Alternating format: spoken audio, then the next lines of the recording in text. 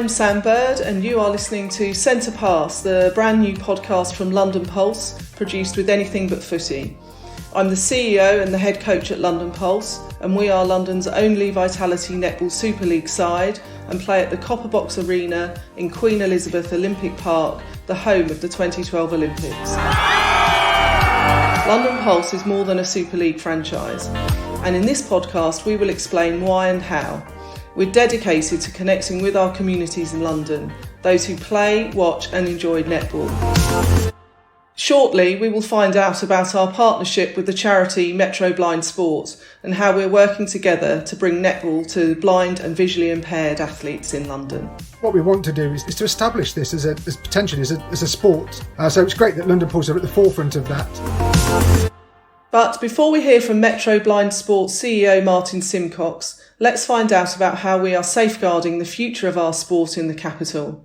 London Pulse has the opportunity for finding, inspiring and developing the next generation of leading netballers. We provide the performance pathway to London and the surrounding areas, but the global pandemic also highlighted our wider role in sport in general. Dannii Titmuss is our head of pathway, in charge of developing our young people, and she has been speaking about her role and responsibilities to one of the players in our junior teams. Hi, I'm Emily Ansted and I'm part of the Under-19 long squad for London Pulse Netball. I'm here today to ask Dannii Titmuss some questions about London Pulse as a whole and get some insight information on the club. My main job is performance-based, and that incorporates the under-21s, under-19s, under-17, under-15s performance squad. But that also oversees our hub programme, which, we have 12 hubs. And then within that, as well as the athletes, it's also looking at the support staff. So the hub coaches or the NPL coaches, engaging with our sports science medical team. So our physios, S&C coach, the performance analysis, all the team managers, just everyone doing their bit to make you guys the best netball players that you can possibly be and to have our teams be the best teams. You mentioned about the pathways and about the under-17s, 19s and 21s. So how do young people get selected for that pathway? We have what's called our entry point, which is an open trial, which normally happens in September time. That's for anyone and everyone who's ever heard of netball, or even if they haven't heard of netball, you come to this big trial. So we do that in two ways now. It came to fruition from being in lockdown last year, and we weren't sure whether or not we would be able to trial in person, but we knew that we still wanted to be able to set up hubs and performance groups. So we were looking at different ways in which we could trial into those groups. So we had a virtual trial, attacking skills, defending skills, shooting skills, S&C skills and ball skills. If we hadn't been able to go to physical trial, we would have used that as the pure selection criteria. Fortunately, we were able to go to the physical trial. And then on that first day is everybody. The way we did it last year and the way that we will do it this year is that athletes got grouped into sort of 20 people. They were put on a court with 3 selectors who are also coaches, and we ran the same session across all 5 courts, and it was just repeated. But it meant that, again, those 3 coaches, selectors, could work with that group of 20, and it was a 90-minute session, so no one got missed. We had real evidence to support why we were or weren't selecting these athletes. And from a selector point of view, we just felt we were making really informed decisions about the people we were or weren't selecting. The second day, we invite athletes into the NPL trials. We had to make more sort of snap judgments to be like, right, well, I'm going to back this athlete because she's played really well on this court. And we actually ended up over-selecting because we felt that was the fairest way to be like, right, well, we can't compare, so let's put them both in. Next year, what will be nice is it will be very, very similar, but we'll be able to mix people across courts and try out some different combinations and stuff. And then the other way which we select is that we have a really open and fluid trial system. So in actual fact, at any point in the season, athletes can come and join London Pulse. So we have a group of talent identifiers that will go out and they'll go to local tournaments or local leagues, just into London and the surrounding areas, and see what athletes we may have missed from this big open trial. When athletes are younger, people develop at different rates. So that's another way we select, and the coaches are still out. And then is our multi-sport program. They have 8 sessions and they do all different kind of sports, and we're linked with Sunrisers for cricket, we're linked with West Ham for football, Harlequins for rugby, and they get to experience, other sports. There's loads and loads of evidence that says athletes shouldn't early specialise. If you want to become the best netball player, you're best off just having a really big base of sports as a younger athlete and doing lots and lots of things rather than just netball. So we kind of put our money where our mouth was and was like, right, let's run this multi-sport program rather than make it just a pure netball program,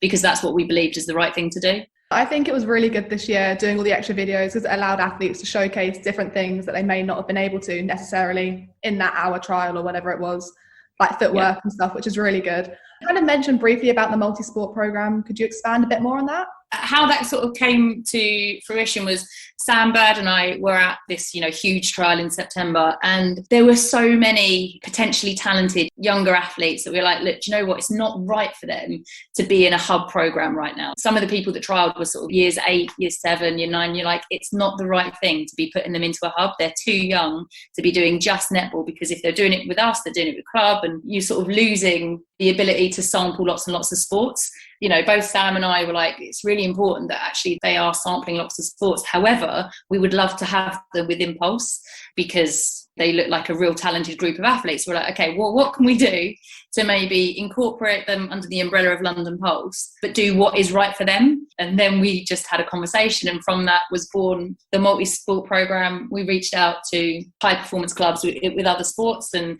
we said, look, this is an idea we've had. Do you guys want to get on board? Are you interested in doing something like this? And, we had some really, really positive feedback off of those guys. So, those 8 sessions have run, and they have like a specialist, say rugby coach or cricket or basketball or athletics or whatever. But, someone from another sport is coming in and just giving these guys the opportunity to sample lots and lots of sports while still being part of the London Pulse family. We've really had so much positive feedback off of that. We will definitely keep it for next year. Something I am keen to do as well is to broaden that out so that actually we can have boys involved as well, to become part of the London Pulse family as well. I think that's a great idea, especially as like a multi-sport person myself. I think it's great, and not to encourage just sport channeling to one sport from such an early age. And obviously this year has been quite tough with COVID and everything's going on with personal issues and whatever. And how do you think London Pulse support the girls on and off the court? Everybody has experienced it in a different way. It's kind of like we're all in the same storm, but we've all got different sized boats. Something that we felt was really, really important. So it was, back in last March when it was like, right, no more netball, you can't train. We felt it was really, really important to keep contact with our members, so our athletes and our staff, because it was kind of a nuts time, and you want to feel like you're part of something bigger and you're not actually out there alone. And we wanted to make sure that we were still there for people, even if it couldn't be, right, let's meet on a Tuesday night and we'll do our training session. We were like, right, what can we do? We did online training, so we did still meet on a Tuesday night to do our training session. And we did that for all of our groups. So we had obviously our MPL was still meeting.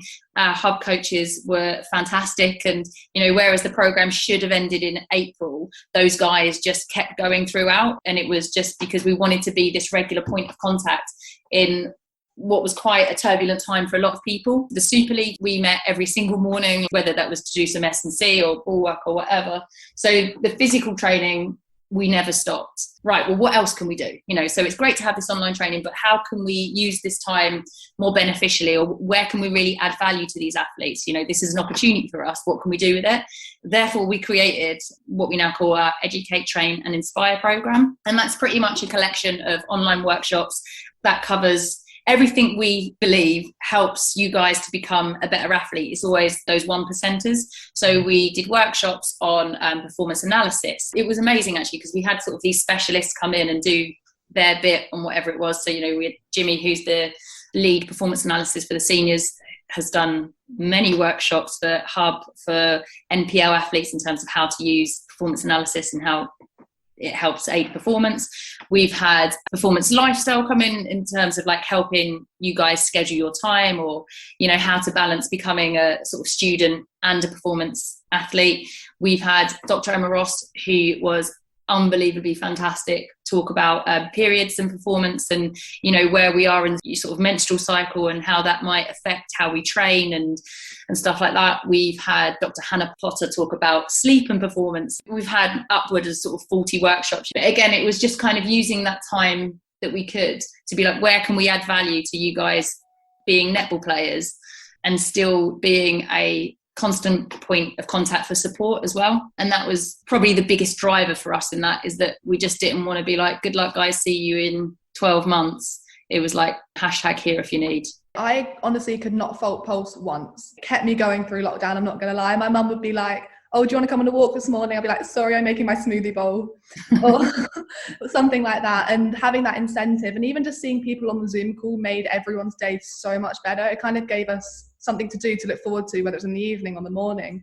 I remember the 7 a.m. meditation workshop one. I was in bed half asleep. We did do that. I think it's definitely a time we'll all look back on and laugh and just smile and be like, oh, I remember the time I was in the kitchen with my 3 brothers passing a balloon around because I couldn't draw a ball, or whatever it was, or they were having dinner and I couldn't hear the Zoom call and I was doing the wrong exercise or something. But I think it's a time we'll all look back on and we'll be thankful for, definitely. And it was really good. So the main point of Pulse, would you say it's to find the new Superleague players or developing athletes as people? I think it's kind of all of that really, isn't it? I don't think you necessarily get one without the other. So like if I lead the pathway, if you just look at the basic math, the amount of hubs we have and the amount of athletes that are in the NPL, not all of those players are going to go on to be Super League players. It's just not physically possible to have, if you have like a pyramid base of athletes. What I see is that actually we want to give people a really good experience of netball, and we want long-term commitment to the sport. So whether that is, some of you will go on to play for London Pulse Super League teams. Some of you go on to, represent nationally. As we've seen, we've got, the athletes that are now in the futures and Ali in the full-time roses. And, we definitely want almost like a conveyor belt of athletes to the top. 100%, of course we do. I would feel really proud if our athletes were still involved in some capacity in the game in another 10 years' time. So whether that's that they get involved in the officiating, or they get involved in coaching, or maybe you guys even go and play for other franchises, or you just you're at club and you love netball and you're running a social league. That's part of the journey. So it's about giving you guys a real love of netball, that you want to stay within the sport, and helping you become better people and better players along the way. Yeah, I think that's definitely really important, is obviously pushing yourself to be a better athlete, but keeping the love for the sport as well is very important. So obviously London Pulse has lots of ups and downs, as everything does. Is there any lessons that it's taught you as a head of academy, as a person? Is there anything you take away from being London Pulse? There is a lot to get done, and there's a lot of people, and you want to give everybody the best, even in terms of like with all our coaches. I want to make sure that actually this isn't just, what can they do for us, it's what can we do for you too. So when coaches come and work with us, it's not just about like, hey, here's the hub or here's the NPL group, good luck with that. It's like, how can we support you guys to be the best coaches that you can be? So we run like CPD workshops. Amanda Newton has been fantastic, and she gives up her time so often to give back to the club, and whether that's with the staff or with athletes, like she's just been an absolute inspiration. And then I also think having to be like compassionate to lots of people's different circumstances. I think one of the things that I love working about and living in London is the fabric of the city is so diverse. So whether that's, people's backgrounds in terms of like, say, state school or independent school, or whether that's, ethnically diverse, or, different religions. And even in terms of when I was having a conversation with our kit provider, so Flyhawk, I was saying, some of these athletes that play for us, they need to cover up like their arms, or you have to be a little bit modest in how they dress. What can we do? Rather than like, oh, just wear a top underneath your vest top or whatever, how can we help support those athletes? And therefore, we've now got long sleeve tops that the athletes can wear, and leggings can be worn rather than shorts. So yeah, I guess being a bit more compassionate to everybody's individual needs is something that I've learned. London Pulse is like one big family. It actually is. Coming back to kind of the pathways and the under-17s, would you say there's a big jump for athletes wanting to go from the hub and progress to the under-17s, 19s and 21s? Between hub and 17s, no, because those under-17s athletes are also within the hub. All of our performance squads, so the 17s, 19s, 21s, they will train twice a week, and the hubs train once a week. So the 17s train once as a group by themselves, and then once within their local pub. So no, that's not a big difference between 17s. And actually it means they get to go and play in the Hub League, which is really cool because, the 17s, the only competition they have, the formal competition they have, is a tournament at the end of July. It's an interesting year because, NPL in terms of 19s and 21s was classified as elite. So we were able to continue training for longer than the under 17s who were classed as community.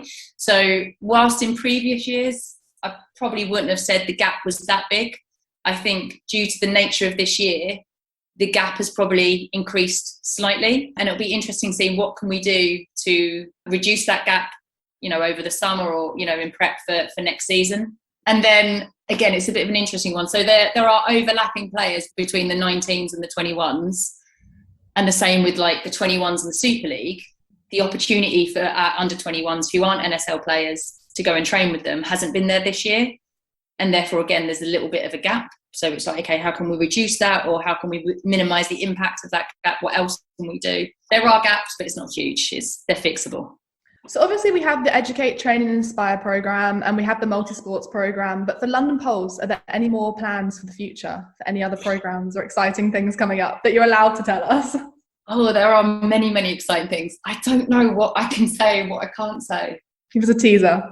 There are a few things in the pipeline that we are really excited about. It's to do with our hub program and basically just extending that and expanding that. One of the things we did is we ran a global international taster series. They were really successful. And off the back of that, that's a next step is expanding our hub program internationally. And how can we expand this program? How can we grow it a little bit more? Thank you, Dannii, the head of London Pulse Academy, for coming and talking to us about it today and helping out with the podcast. It was an absolute pleasure. It was lovely to talk to you too. So exciting times for the future of the club, and thanks to Amelie and Dannii for sharing their conversation on Centre Pass, the brand new podcast from London Pulse. But listening to that, I hope you will now have a better understanding of how, in their words, we would love to discover the Super League stars of the future. But we also recognise our wider responsibility to our players and followers in instilling in them a love of the sport and the benefits it can bring, even if that is not at elite level. It is why at London Pulse we have teamed up with a number of relevant and important partners.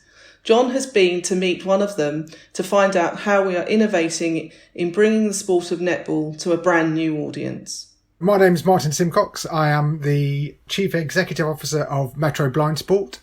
Metro BlindSport is a small London charity that promotes sport and physical activity to people that are blind or partially sighted. Since 1973, Metro BlindSport has been creating sport and physical activity opportunities for blind and partially sighted people of all ages and sport and abilities who primarily, but not exclusively, live in Greater London.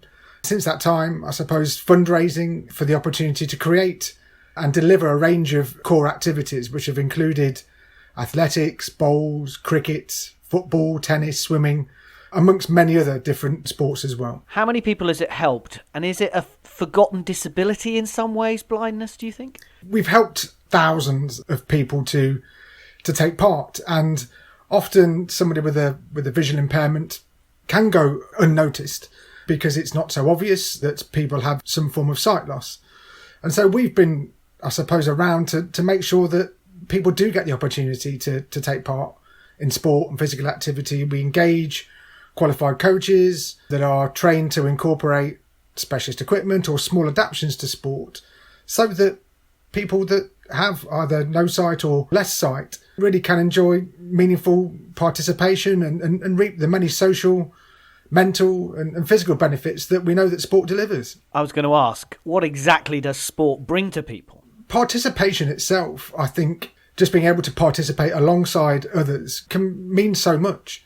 Blind and partially sighted people can be, but again, not exclusively, can be less confident, can be socially isolated. So we know that sport and or physical activity is almost a sort of a stepping stone to greater things. It means that people can meet like-minded people that have been to university or are married or have got a job. So it really can, I suppose, open people's horizons to different things to make sure that they do know that everything and anything can still be possible. So you mentioned some of the sports that you have been doing over the past 40-odd years. Yep. Tell us about the new partnership with London Pulse. Well, this is a really exciting partnership. This is a really exciting opportunity, something that we've never done before in terms of playing netball and learning the netball skills and helping blind and partially sighted people understand and learn more about the sport. So we're really excited to work with Sam and her team at London Pulse. And it's not just about taking part in the sport. It's clearly a very large part of it. But what Sam's offered as well is to try and help our members and perhaps more broadly people in London that are blind or partially sighted to be fans of the sport as well, to immerse themselves in the atmosphere that occurs when fans can get back to, or more fans, I suppose, can get back to consuming the sport and watching the sport. So they've invited our members to have free access to their games, to have sort of a backstage tour and meet the players, and also to help them create audio description. So when people do go along to the games, is that they can follow the sport by having audio described commentary whilst the game's going on. So it's a really exciting partnership. We can't wait to get going in terms of the physical sessions that we're going to be doing at Leighton at the school centre. We just really want loads of people to come along and take part and experience netball. So much of that I want to talk to you about. So let's break it down. Firstly, I've covered netball. It is so fast from a commentary point of view, from an audio point of view. That's going to be a challenge. Yes, and I think it is. And I suppose it's been a challenge in other sports, and that's where we've got to take the lessons from. So audio description is already in play in all of the Premier League football grounds, as well as other football grounds, some of the Premiership rugby grounds as well. But we've got to learn from those experiences to help describe the game. People's perceptions is that blind and partially sighted people might not be able to follow a sport, but many of our members are not only keen sports people and love playing, but love to consume the sport as well, whether they are blind or partially sighted. Our members, like everybody else, will go along to Lords to watch the cricket, or go along to football grounds, or follow activity on the TV. So again, I mentioned these few words earlier on. Everything and anything is possible.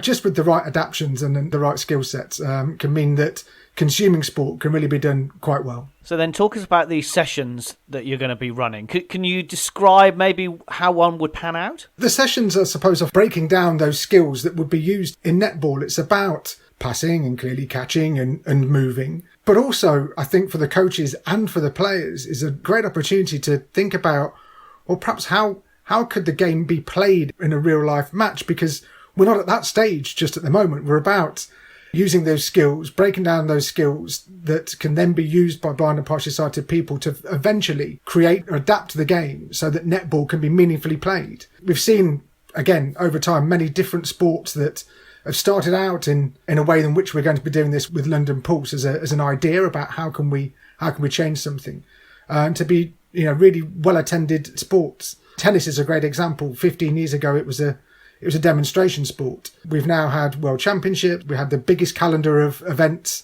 organised by the LTA in the year that was the pandemic year. So unfortunately, they didn't happen, but it just shows just how quickly things can grow. So we're looking to break down the skills.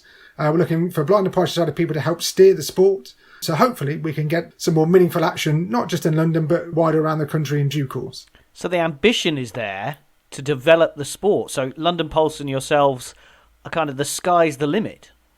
Absolutely. London Pulse have recognised that there isn't an opportunity to play blind or partially sighted netball at the moment in a meaningful way. It does occur in schools, especially in the specialist VI schools. But what we want to do is to establish this as a sport that can be played by many people around the country.